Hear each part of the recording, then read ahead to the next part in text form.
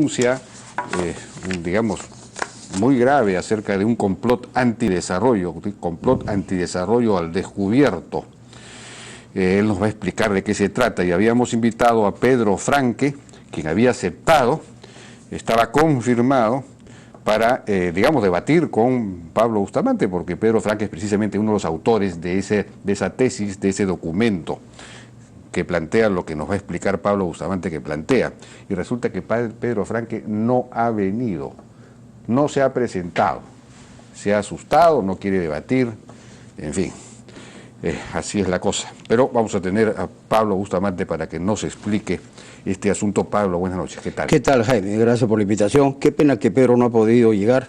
Explicaré un poco el sustento de esta denuncia. El 11 de mayo nosotros publicamos una nota denunciando que en el Perú... A ver, si podemos, por favor, ponchar. Que en el Perú se había presentado un documento en agosto del 2012 al gobierno, firmado por todos los partidos políticos, todos los partidos políticos de izquierda, ahí abajo, ¿ya? A ver si podemos ponchar la parte de abajo. Absolutamente todos los partidos políticos de izquierda, ¿no? Ciudadanos por el Cambio, por supuesto Tierra y Libertad, Fuerza Social, en fin, Patria Roja y todas sus presentaciones. Pedro lo negó en un debate que tuvo conmigo en Radio Exitosa, pero días después, ¿no? El 20 de mayo, en su columna de Diario 1, invitó a la gente a que fuera a la presentación de este documento en el Hotel Riviera, donde tienen su escuela de líderes políticos de izquierda. Y después empezaron a salir en fotos, ¿no? Acá está Pedro con Arana, con Pepe Julio Lentejas, Gutiérrez, ¿no? Con Jesús Cornejo, otro violentista en Islay, y por supuesto con José de Chávez. Entonces, hicimos un primer anuncio de este documento, ¿no? Y empezó una cierta discusión. En el camino, ¿no? Nos dimos cuenta que esto tenía un sustento, era el sustento teórico de la campaña anti-inversión, especialmente contra la minería. Después voy a decir qué cosa es post-extractivismo, qué es lo que propone ese documento. Pero una cosa que termina cerrando el círculo es la actitud de sus líderes, ¿no? Por ejemplo, acá tengo una nota donde recojo una entrevista que Gestión le hizo al padre, al ex cura Arana. Y él dice, le preguntan por qué no protesta por el desastre minero ilegal en Madre de Dios. Y él dice que si él viviera en Madre de Dios lo haría, pero que él vive en Cajamarca. El periodista de Gestión dejó de repreguntar y decirle, oye, ¿usted qué hacía en Islay y en Arequipa? Si está más lejos o a la misma distancia que Madre de Dios, ¿no? Entonces, esta gente tira la piedra, esconde la mano, ¿no es cierto?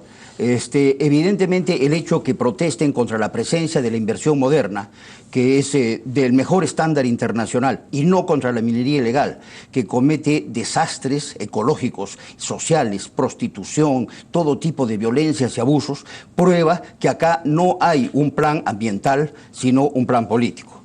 Un tiempito después descubrimos otro documento que sí estaba hecho con una primera presentación el 2010 y otra el 2011, ¿no? Que está la explicación de lo que es el post-extractivismo y lo que deben ser las transiciones hacia el post-extractivismo, ¿no? Y esta gente plantea que hay que ir disminuyendo, ¿no?, la producción en todos los sectores de la economía, ¿no?, especialmente, por supuesto, minería, gas, petróleo, pero también madera, también pesca, también alimentos. Por ejemplo, dicen que en alimentos no deberíamos producir agroexportaciones o concentrarnos en exportar pocos productos, sino lo que debiéramos hacer es producir los alimentos que tenemos que consumir. Y que esta revolución del post-extractivismo debería abarcar también a los países vecinos, de tal manera que produzcamos entre nosotros lo que necesitamos, ¿no?, y nos podamos defender así de la globalización, ¿no? Y hay un gráfico en ese documento que acabo de mostrar, ¿no?, donde está el detalle de las fases de transición.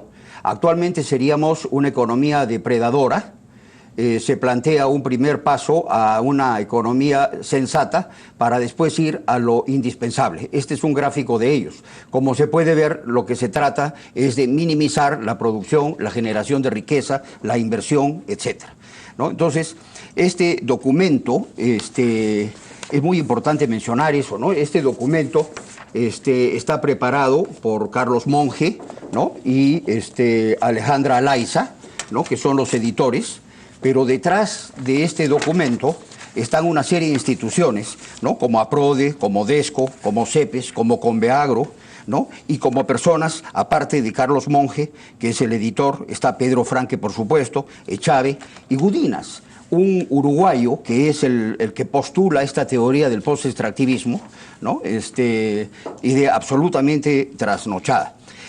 La gente, cuando se hacen estas denuncias, dicen que esto siempre ha estado vigente, que ha estado por aquí y por allá, pero yo siempre veo que en los programas que tú haces, la gente que viene a conversar contigo, y vienen ellos, y ha venido Pedro Franque también, siempre te traen todos los documentos que ellos producen y los libros que se publican, y esto no ha sido puesto en conocimiento de los medios, de los periodistas principales del Perú. Entonces, estas teorías han estado por atrás alimentando, digamos, la teoría de lo que es la fase de violencia contra la inversión, que es la que se ha dado de una manera tremenda en Cajamarca, ¿no? Que acá no se difundió mucho porque los corresponsales de los medios nacionales estaban amenazados, ¿no? Pero en Tía María la hemos visto completamente desnuda, esa situación de violencia extrema, ¿no? Entonces, eso configura, a nuestro entender, ¿no? La propuesta consiste en disminuir la producción minera, digamos, no autorizar no solo más minera.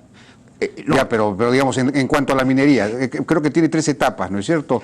Una es no autorizar más, no autorizar nuevos proyectos. No, Pedro hace un análisis dentro de este documento, sí. El capítulo que él maneja, es uno donde él hace una simulación. Ya. Si se hubiera parado toda la inversión minera, ¿qué hubiera sucedido? Dice que hubiera habido muy poco efecto en el empleo, porque la minería no tiene producción de empleo, lo cual no es verdad. Afectaría, por supuesto, al sector externo y al sector fiscal.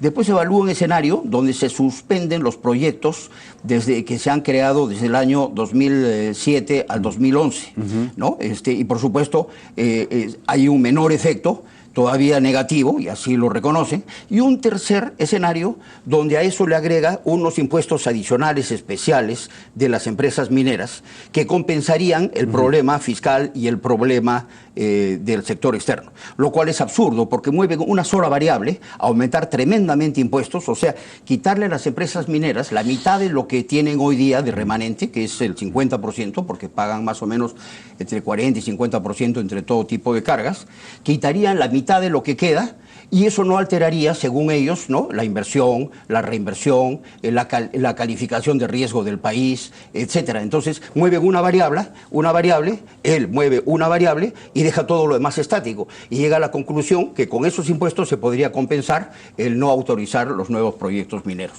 lo cual es una barbaridad desde el punto de vista económico, porque en primer año te van a enseñar de economía, ¿no?, que si tú mueves una variable en un sistema, afecta al conjunto del sistema, ¿no? Entonces, con este tipo de manipulaciones se venden estas ideas, ¿no?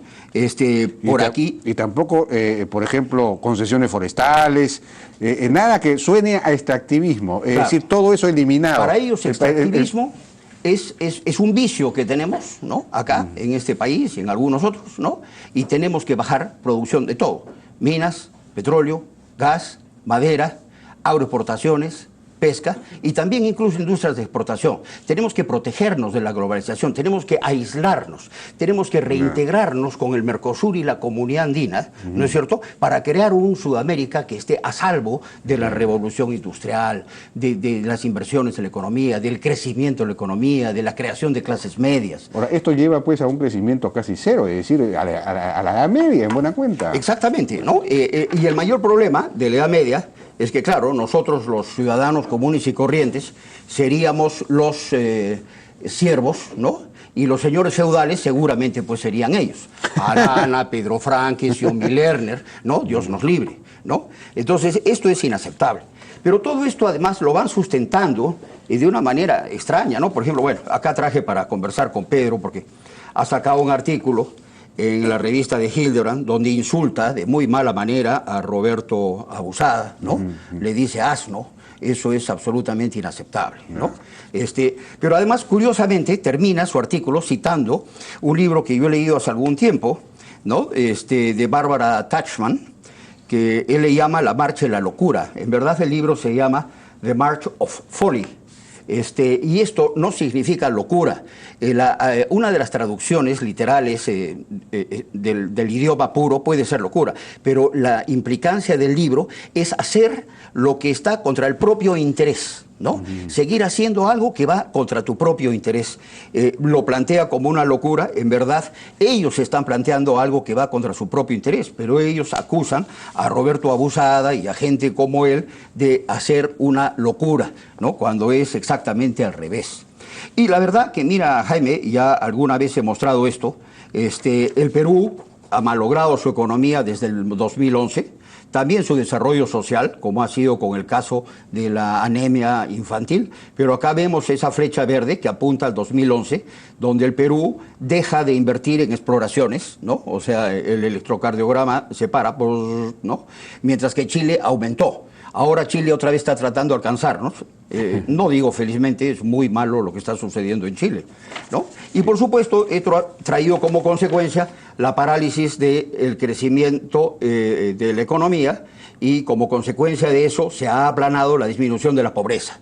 El objetivo de reducir la pobreza es el objetivo más importante de cualquier economía, pero en el caso del Perú, el más importante de todos. Y acá hay un cuadro del IPE, ¿no? Donde se puede ver lo que hemos perdido en crecimiento.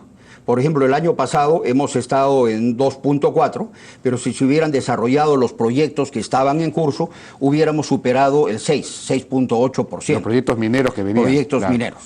Por otro lado, se siembra una serie de mitos, ¿no? Por ejemplo, se dice que la minería no tiene valor agregado. Este gráfico muestra que el sector minero tiene 67% de valor agregado, mientras que el sector industrial tiene solo 33% de valor agregado. ¿Cómo puede ser eso? Eso es por la cantidad de insumos locales, que la mano de obra, los impuestos y todo lo que está en la minería. Casi todo lo conviertes desde tierra, digamos, un mineral que está en la tierra, lo conviertes en riqueza. Dicho sea de paso, hablando de valor agregado, este límite absurdamente bajo de 80, primero 20 y luego 80, si 80 sigue siendo muy bajo,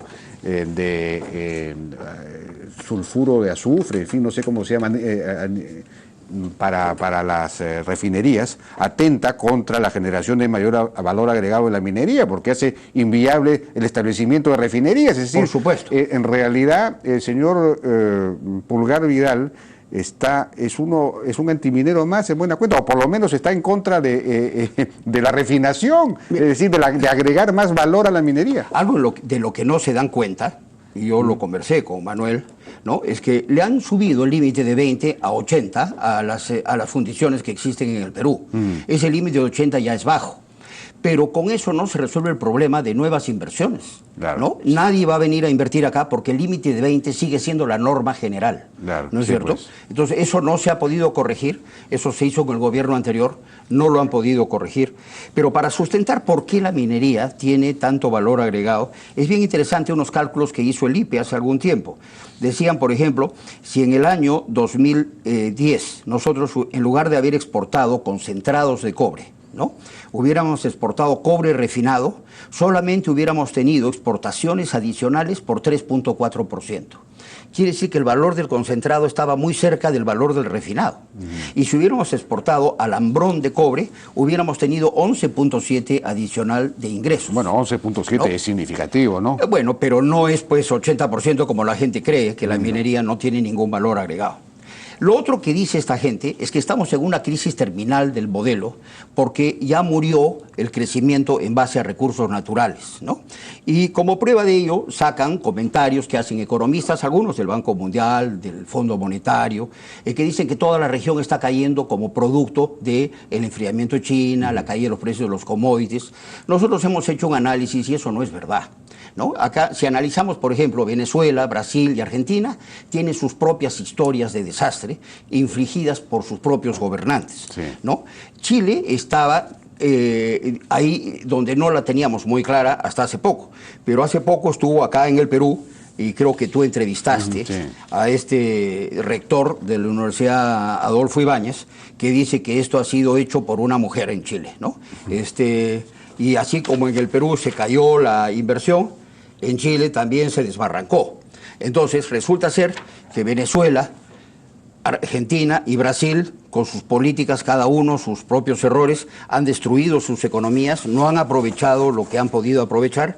Chile ha generado una parálisis absoluta de la inversión y el Perú, en 2011, paralizó también el proceso de inversión o inició el proceso de parálisis de la inversión, ¿no? Entonces, todo eso ha sido sumamente negativo para la economía y encima de eso nos están proponiendo que tomemos una filosofía de una inversión mínima, producción mínima, el sustento, por ejemplo, el sector de agroexportaciones.